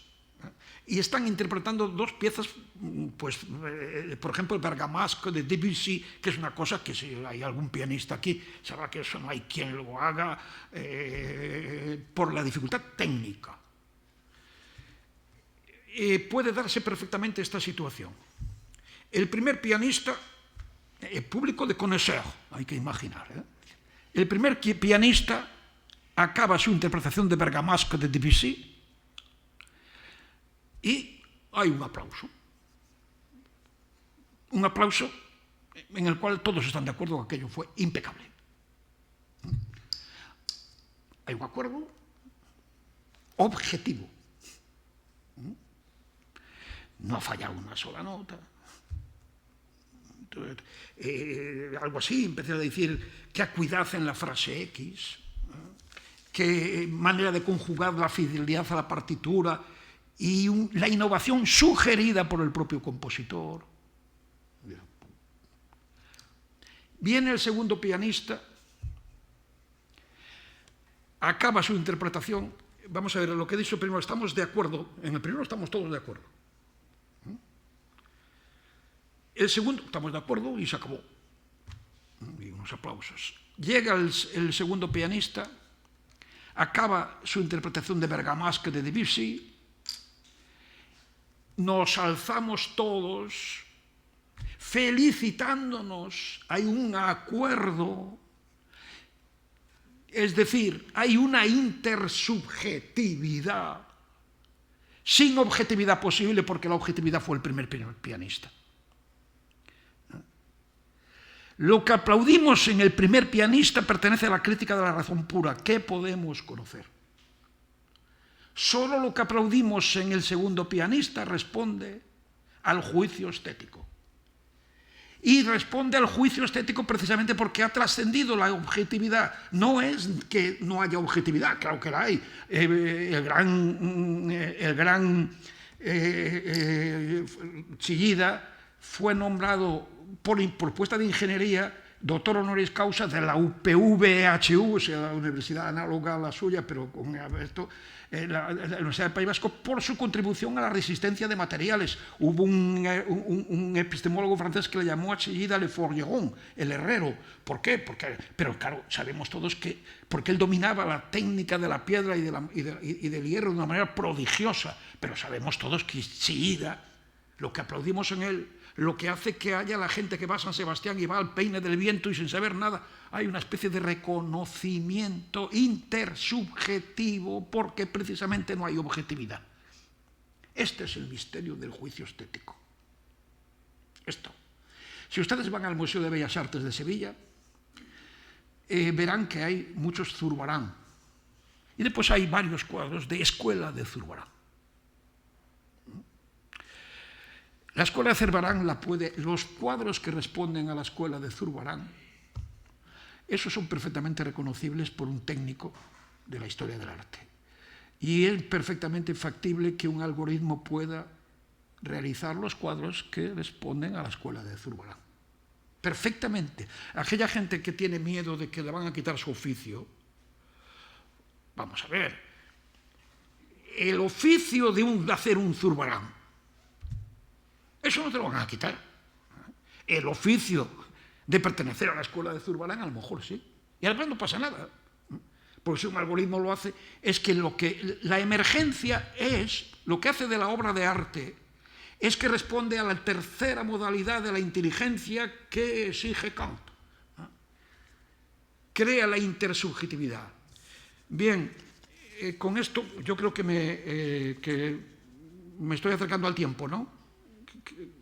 Voy a cabo, pero simplemente enumerando lo que yo consideraría inteligente en un algoritmo. Es para resumir un poquitín las cosas y lo dejamos.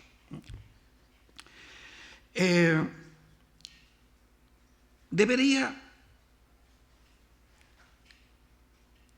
en primer lugar, explicar el conjunto de descripciones y previsiones a las que procede. Por ejemplo, en el caso de AlphaFold, el conjunto de descripciones y previsiones a las que procede. Y en los casos en que tal explicación no se diera, debería al menos inquietarse como los físicos del siglo XIX se inquietaban por el hecho de que el efecto fotoeléctrico no tenía explicación en el marco de la concepción de la luz como continuo ondulatorio. Ellos, hasta que salió Einstein, pero revolucionó. Y desde luego, fíjense que el precio al cual Einstein, otro problema, el de la relatividad, el precio por el cual llega a explicar la gravitación es ni más ni menos que suprimiendo el tiempo y el espacio, que eran diciendo que esos son prejuicios, frase de Einstein, literal. Es decir, desarmando toda la filosofía de Newton, la ontología de Newton, que no permitía explicar los fenómenos. El precio, a ese precio, hacer desaparecer, por eso Einstein es uno de los grandes de la historia de la filosofía, hace ni menos que suprimir como hipótesis el espacio y el tiempo de Newton y considerar que la relatividad, que las geometrías no euclidianas eran las que tenían la verdadera realidad física y que no hay un triángulo físico en el cual tres ángulos midan dos rectos. Bien, pues bien, todo esto, en lo cognoscitivo, una máquina debería pasar por todo este proceso de inquietud. Esto en primer lugar. En segundo lugar, debería, desde luego, mostrar un comportamiento altruista, en el caso positivo, conectado, por ejemplo, en espontánea y desinteresada ayuda a una entidad maquinal, humana o animal en dificultades. O por el contrario, un comportamiento egoísta, que es la otra polaridad de los seres morales. Egoísta, es decir, de un egoísmo no marcado por la necesidad, sino por el deseo.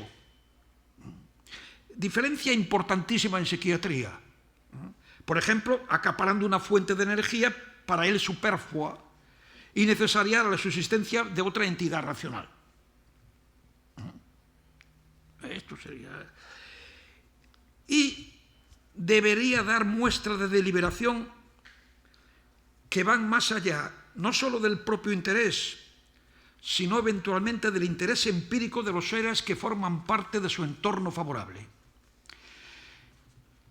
Esta sumisión a imperativos puede tener diversas formas, siendo la más radical la explícitamente formulada por Kant como no traicionar la propia condición de ser de razón.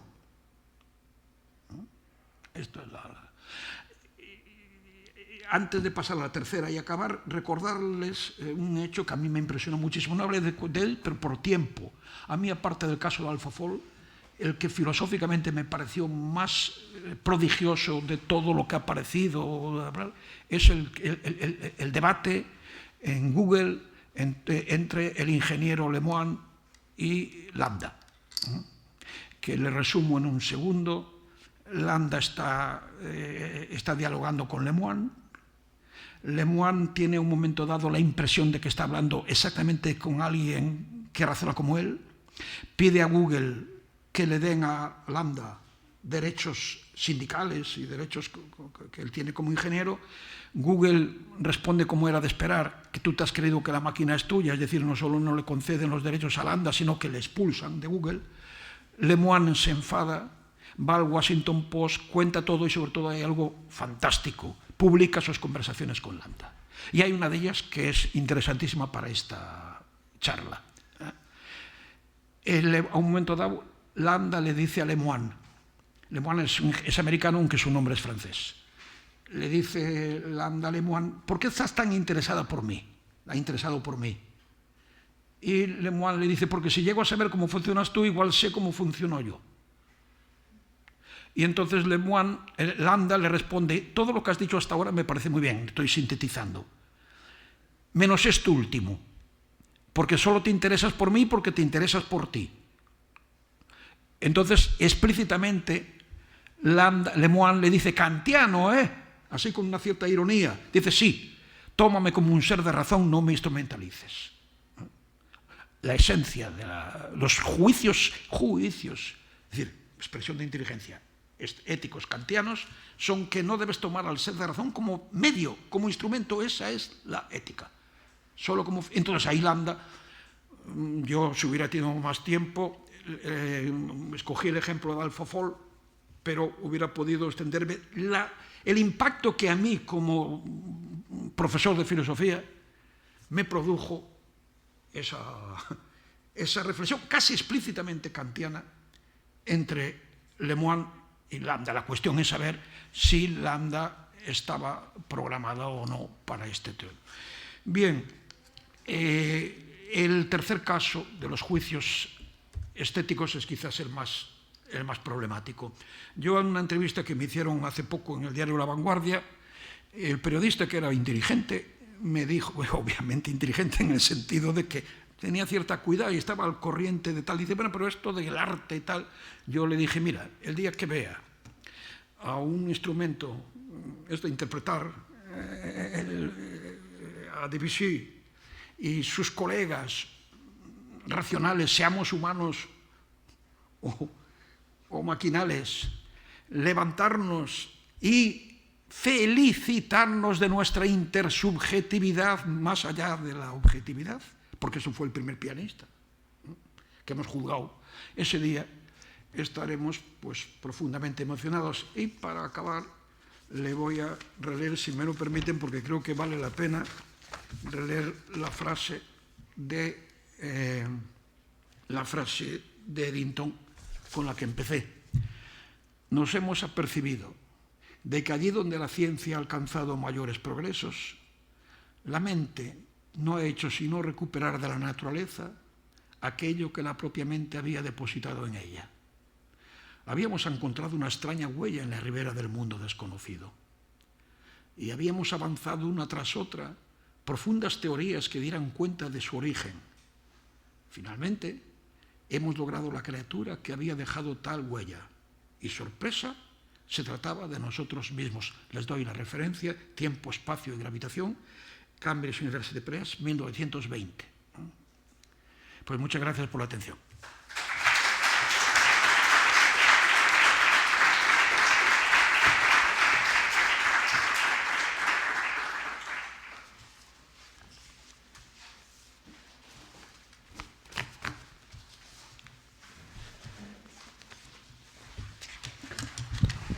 Bueno, pues muchas gracias a Víctor por la conferencia.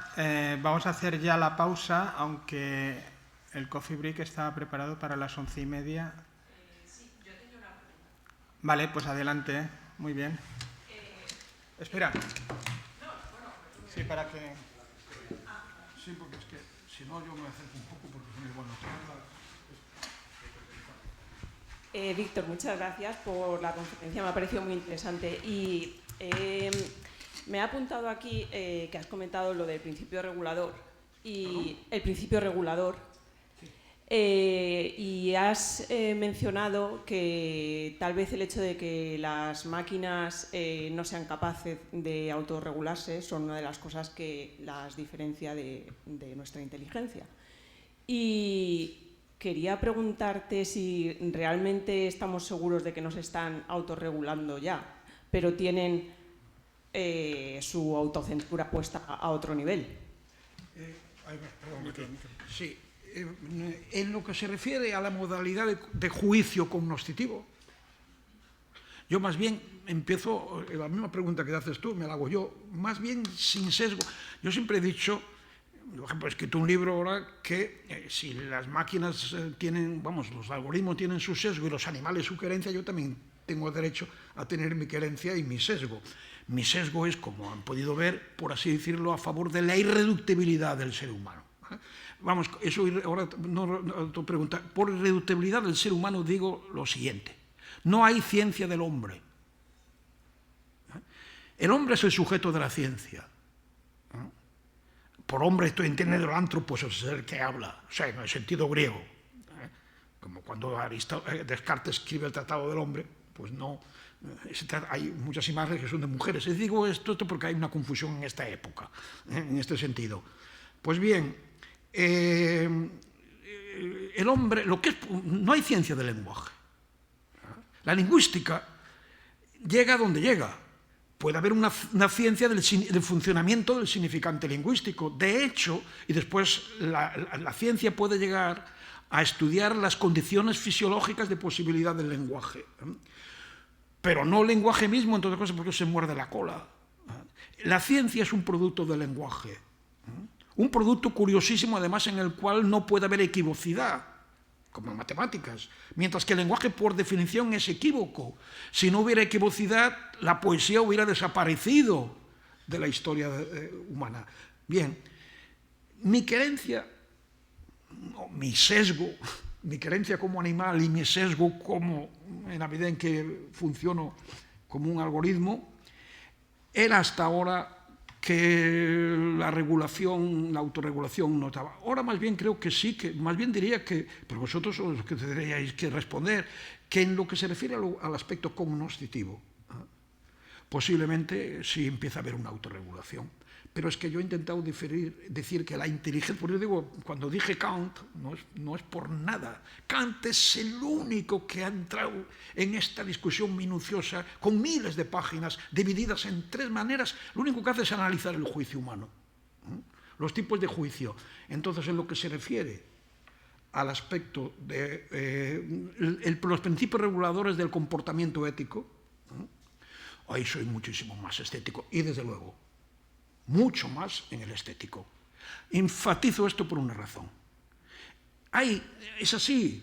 Hoy, si tú le preguntas en la calle si una máquina es capaz de creatividad, hay un libro de Marcos de Sautois en esto que dice la creatividad, hablando, que es un matemático de Oxford, o de Cambridge, no me acuerdo ya. Bien, la gente, es lógico, está convencida de que efectivamente el Rembrandt célebre es un Rembrandt. Y además, si lo dices así popularmente, pues hay gente que está convencida. Es decir, vosotros podéis tener instrumentos técnicos para afinar más, ¿no? Pero creo que se está confundiendo, en este caso, la posibilidad de hacer la escuela de Zurbarán del hacer el de Zurbarán. Es decir, recurriendo al principio de Occam, que a veces recurre también la inteligencia artificial. O sea, hay un algoritmo que explica mejor, igual que el otro, pero que es más sencillo, pues hacemos esto. Hay muchas cosas interesantísimas en este mundo, algunas entre los animales, que no exigen para nada recurrir a la hipótesis tan sofisticada de que haya algo como el lenguaje humano que implica sintaxis y semántica. No hay que poner la semántica para explicar cosas interesantísimas. O bien dices que la abeja en su código de señales hay semántica, en cuyo caso ya lo has convertido en un animal racional y la propia diferencia. Pero es que no hay por qué explicar. Émile Benveniste, lingüista francés extraordinario, que se dedicó a estudiar el asunto de las abejas, está absolutamente maravillado y no ve restos de semántica. Hay cosas que no hay por qué explicar recurriendo a la complejidad significado que caracteriza el lenguaje humano. Y yo creo que muchos de los prodigios de la inteligencia artificial, veo prodigios vistos desde fuera, claro, como los que trabajáis en ello, pues a lo mejor ese prodigio incluso puede ser artífice de ese prodigio, pero visto desde fuera suenan prodigiosos, pero no hay por qué recurrir a la hipótesis tan compleja de lo que es la inteligencia humana. La inteligencia humana es una cosa absolutamente... Vamos, yo me atrevo a decir, no sé, quizá aquí para algún escándalo de algún genetista o de algún... que esa emergencia que supuso la aparición del lenguaje, esto es lo más importante que ha habido en la historia del cosmos. Gracias a eso estamos aquí. Yo no conozco otra entidad que se dedique a estar a las 11 de la mañana. Esto, vamos a ver, lo que ustedes hacen dentro de un rato será diferente, pero esto es una conversación filosófica. La filosofía efectivamente no sirve para nada, para esto. Eso lo decía ya Aristóteles, la filosofía no está al servicio de nada porque es en lo que acaba todo. Puedes ganar el premio Nobel de Física perfectamente sin preguntarte por la no localidad, pero si das el paso, que es lo que han dado. Yo he tenido un poco la suerte, la satisfacción de que en este congreso que organizamos desde ayer han pasado 11 premios Nobel, 10 de física y 1 de literatura, no, 10 o 9 de física, 1 de literatura y otro de fisiología y medicina, que les daban es un congreso de filosofía, pero a todos les ha interesado. ¿Qué pasa con la problemática? Y les puedo asegurar que es una suerte filosófica la que tenemos en nuestro tiempo. Es una verdadera bendición. Nos ha cogido un tiempo en que podemos estar hablando de estas cosas. O sea, que unos seres humanos, como ha de ser, porque la filosofía fuera una ciencia, estaríamos todos de acuerdo y ya no, estemos dialectizando, dialogando, intentando ver si sí o no hay entidades creadas por el hombre que son homologables a nosotros en inteligencia. Esto Leibniz estaría absolutamente maravillado de que esto pudiera ocurrir. O sea, esta discusión que estamos teniendo aquí, que es la discusión, una de las modalidades de discusión filosófica que debería ser común a toda la sociedad. Esto es un prodigio. Ahora, yo no excluyo nada. Para decir mi posición está muy clara. Yo hace 30 años o 40 años estaba bastante preocupado pues de la homología que podíamos tener con los animales. En estos momentos me parece que al lado de esto, filosóficamente hablando, otra cosa sería la empatía que tú tengas, eso es otro rollo. Pero filosóficamente hablando no tiene parangón. Los dos problemas metafísicos fundamentales que hay ahora en estos momentos son los aporías de la mecánica cuántica que 100 años más tarde siguen absolutamente en su sitio. Principio de individualidad, principio de localidad, todo esto ya nadie puede afirmarlos como principios universales de la naturaleza. Principio de individualidad, por ejemplo, esta cosa tan trivial. Si a ti te interesa la relación entre la Tierra y la Luna, por ejemplo, por las mareas, pues tú tienes una fórmula, a lo mejor, que establece la relación, pero eso no quiere decir que no tengas una fórmula sobre la Luna y otra sobre la Tierra. Pues bien, justamente esto, por las correlaciones de Bell, resulta que eso no funciona siempre. Es decir, hay vinculaciones entre dos entidades que tienes en el espacio de Hilbert un vector para la vinculación, pero no puedes tenerlo para cada... O sea, hay cosas prodigiosas. La mecánica cuántica y esto que estamos discutiendo aquí son los dos problemas metafísicos que tiene en estos momentos el ser humano. Digo metafísico en sentido etimológico, que es aquello que viene después de la física, o sea, la observación de la naturaleza y después lo que viene. Yo no te puedo responder ni te respondo, pero sí que la pregunta que tú me haces es fundamental. eso no tendría sentido haberla planteado hace 100 años. Bueno, pues casi estamos aún a tiempo de si alguien quiere hacer alguna pregunta, comentar algo. Pues nada, yo creo que si ya... No, yo en clase me pasa lo mismo, ¿eh? O sea, cuando hago esto se queda en silencio. Bueno, no. Vale, pues entonces vamos a dar por concluida esta conferencia. Gracias de nuevo a Víctor.